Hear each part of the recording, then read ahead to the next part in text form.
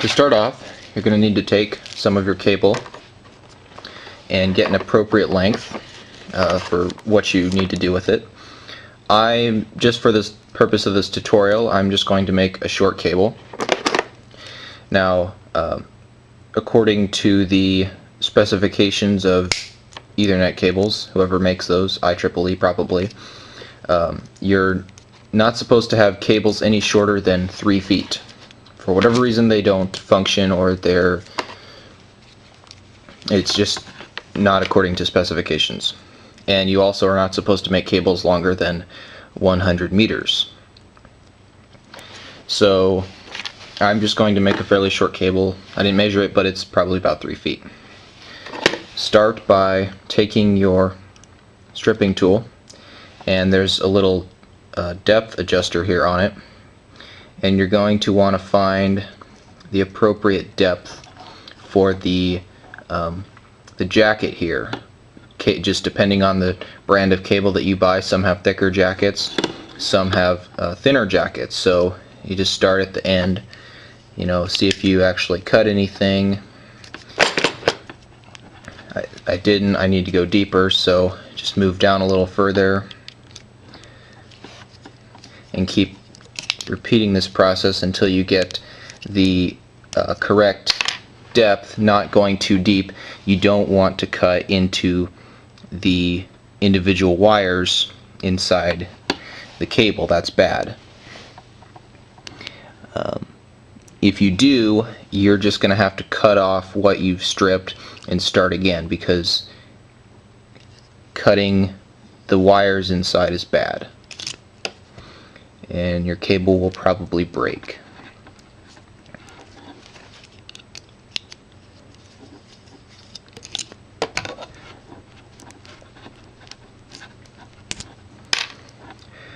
Now that you have an appropriate length, probably 1 to 2 inches, it really doesn't matter that much, just enough that you can actually cut off parts of the wires, cut them down to length, and still have enough to put into the connector. That's really all you want. So then you're going to start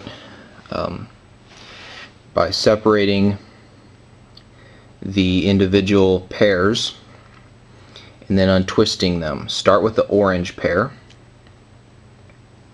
and then arrange those wires from left to right, starting with the white orange, which is the orange with the white stripe. My cable, it looks like white. You can't really tell. The stripes aren't very good, so you probably, just depending on the brand that you buy, may have a cable with good stripes or some with fairly bad stripes. Then after white orange goes orange, then white green, then blue, then white blue, then green, then white brown, and then brown. You just always remember that it starts with a stripe and then goes solid, stripe, solid, stripe, solid, stripe, solid. It alternates. Then this is kind of a method that I've come up with to straighten them out. Just put your thumb here, keeping them in order. Place your index finger below the wires, and then take your other thumb and simply wiggle them back and forth, moving your thumbs around, and you'll start to straighten out the wires and move them closer together. Just a few seconds of that and you'll have pretty straight pairs. And just verify once again that they're in the correct order, and then cut off a length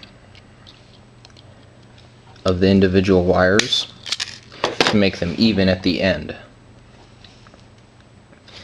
Then you take one of your connectors and you slip the wires in. Now notice that I've cut off too much, or not enough rather, wire, and the jacket here sticks out of the cable. You don't want that. So you're just going to have to cut off more until the jacket here, sorry I'm getting a text message, fits right under this this spot here where the crimp connector crunches and keeps the jacket holding it in. So basically it's just kind of a guess and check. There's no real length for this. It just kind of like, you know, after you do it enough times you'll figure out a good length. Still a little bit long, and so you cut it again. Now you don't want to cut off too much, otherwise the jacket will actually prevent these wires from going the whole way to the end of the connector. So right now my wires are touching the end of the connector, and if you push on it you could probably get the jacket to go the whole way in. I'm just going to cut a little bit more off again.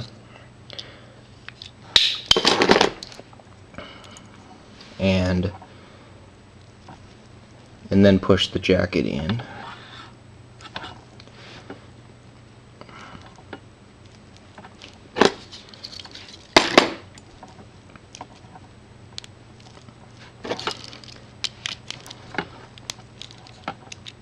And then you stick it in the crimp connector and just squeeze it. Mine doesn't click, some might, but then you may not be able to see it in this video because my camera's kind of crappy, but you'll want to be able to look at your connector and see the copper in the wires touching the end of the connector here, and that just means that you've inserted them correctly. They actually don't make contact there. There's little gold pins here that get pushed up through the jacket on the small wires and touches the copper. That's actually where they make contact, but really you just want to make sure that you have your wires inserted well. Then you do the exact same procedure on the opposite end of the cable. Now that I have my stripper set to the correct depth, it's pretty easy. You just spin it around and pull it off. Take your wire cutters, cut off this little tassel thing,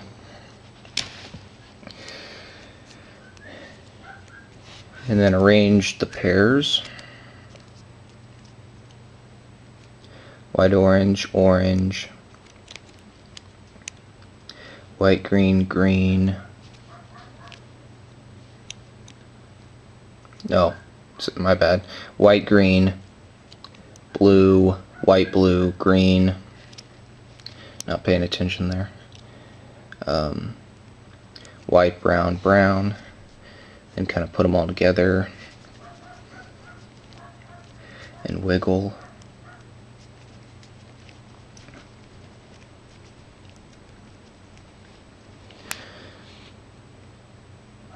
Once again, verify that they're still in the correct order.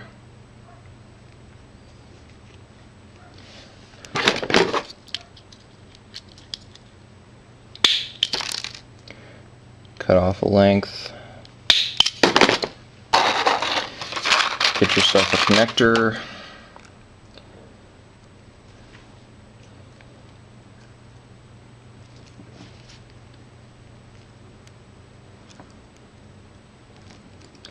Push the jacket into the connector.